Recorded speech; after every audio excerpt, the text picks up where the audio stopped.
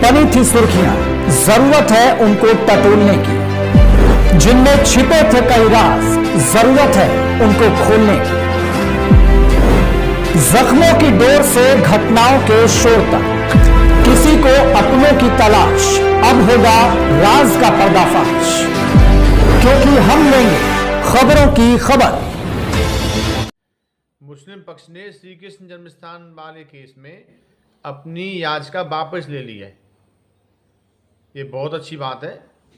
हिंदू पक्ष ने तो पहले भी इस पर आपत्ति की थी, क्योंकि जब हाई कोर्ट ने फैसला दिया था और लगभग 4 महीने बहस सुनने के बाद ये आदेश दिया था कि जन्मस्थान से संबंधित सभी मुकदमे सुनवाई योग्य हैं, मेंटेबल हैं, तो ये फैसला कोई एक दिन का फैसला नहीं है। यह फैसला माननीय न्यायालय द्वारा हिंदू पक्ष और मुस्लिम पक्ष के अधिवक्ताओं के मध्य में लंबी बहस सुनने के बाद दिया था। एक एक बिंदु पर कई कई दिन बहस चली। लिमिटेशन एक्ट पर, वक्फ बोर्ड एक्ट पर, पूजा उपासना अधिनियम 1991 पर लगातार बहस चली।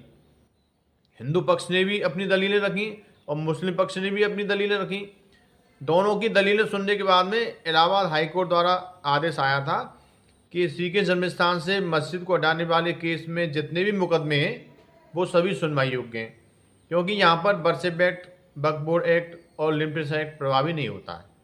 तो उसके बाद में मुस्लिम पक्ष सुप्रीम कोर्ट चला गया। मुस्लिम पक्ष को सुप्रीम कोर्ट ने भी कहा था कि आपको हाई कोर्ट की डबल बेंच में जाना चाहिए था, लेकिन आप आ गए हैं तो हम सुनने को तैयार हैं और 4 नवंबर के बाद में सुनवाई करेंगे। अब मुस्लिम पक्ष को सद्बुद्धि आई है, वह पुनः वापस हाई कोर्ट में डबल बेंच में पीठ में जाएगा और मुस्लिम पक्ष को मेरे हिसाब से ये मान लेना चाहिए कि न्यायालय ने केवल मुकदमा चलने का आदेश ही तो दिया है। न्यायालय ने कहा है सभी मुकदमा चलने योग्य, चलना चाहिए, तो मुस्लिम पक्ष को क्या आपत्ति है?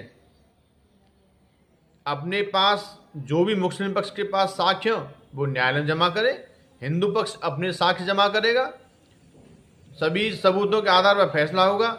मुस्लिम पक्ष के पास में तो बिजली का बिल भी नहीं है जिसे वो जमा कर सके।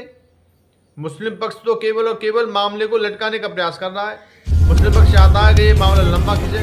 अरे भाई, तुम्हारे पास सबूत नहीं है तो अपनी यहाँ से मस्जिद हटा लो, हम आपको मेवात में जगह देने को तैयार हैं। आप क्यों नहीं मानते? यदि आपको डबल बेंच की पीठ में जाना है हाई कोर्ट में इलाहाबाद में, तो आप वहाँ भी जाइए, क्योंकि हिंदू पक्ष अपनी कलम की ताकत से, न्यायालय के सहयोग से ये लड़ाई लड़ने को तैयार है। हिंदू पक्ष को न्यायालय पर पूरा विश्वास है, न्यायालय सबूतों के आधार पर फैसला देगी, लेकिन मुस्लिम पक्ष को न्यायालय पर विश्वास नहीं है, इसलिए वो बार बार अपील करता रहता है।